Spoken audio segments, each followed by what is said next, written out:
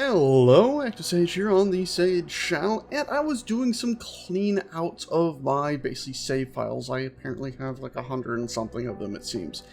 And as I was doing that, I found this world, which was named Combat Ship, and there was some other combat ships in here, but there was also this thing, which I have a very vague memory of making, but not really a memory of showing. So here it is. Didn't really have a name, but I've decided to call it the Long Cube, because it's not just a cube, it's like a rectangle existing in three-dimensional space, basically.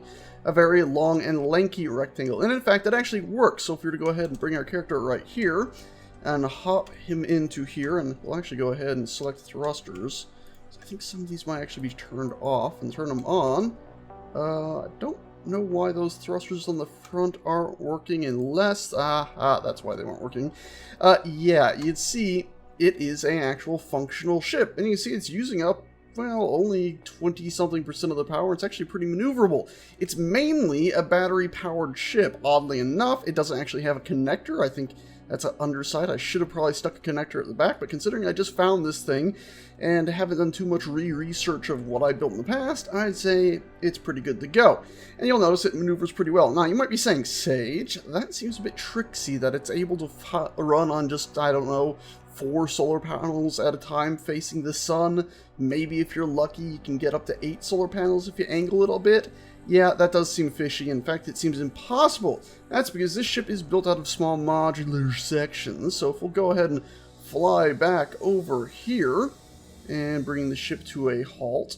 Oh god, a little bit quicker than expected, but there we go. Pretty much came to a halt. And when you look at this one that's hovering up here just above it, you'll notice that when we cut it away, we actually have a battery pack right here. So you can see if I turn on my light, we have 4 batteries stuck in the middle of the ship. In fact, the ship is comprised of different sections. You have sort of your thruster section here at the very back.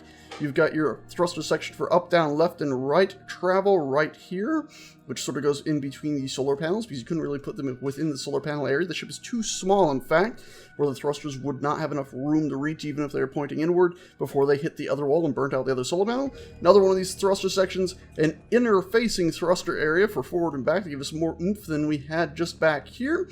And then another one of these around about once as well as a gyro section. And they're all pretty damn nifty. In fact, we got the cockpit here. If we were to go down here to another earlier working version, you'd even see we had these, that's what they looked like empty, basically. Like this is where the gyroscope would have been put into it. We could actually fly through there, and it makes for quite the interesting sight, just flying through the dang thing. I actually quite love it. You could almost imagine taking these sections and building a big modular facility out of them. They are, of course, all small ship pieces, which means you wouldn't really be able to have a gravity generator, but when they're floating like this, they kind of look like proper NASA setups.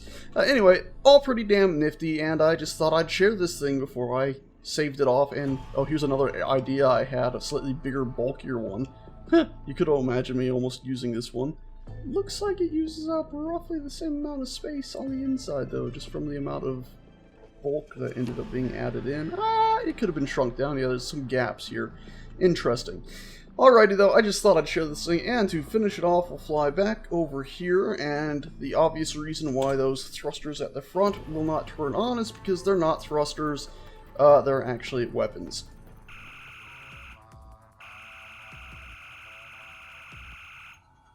And they're pretty damn powerful. There are some of these, I'll have them on in the description below, but they're a Star Wars, or Star Trek, pardon, pack. And they're a little bit overpowered. I don't think we ever really used too much of them just because they were so overpowered. And not even sure they had build states or anything, but damn, are they cool, eh? Look at the way it just cuts through that stuff.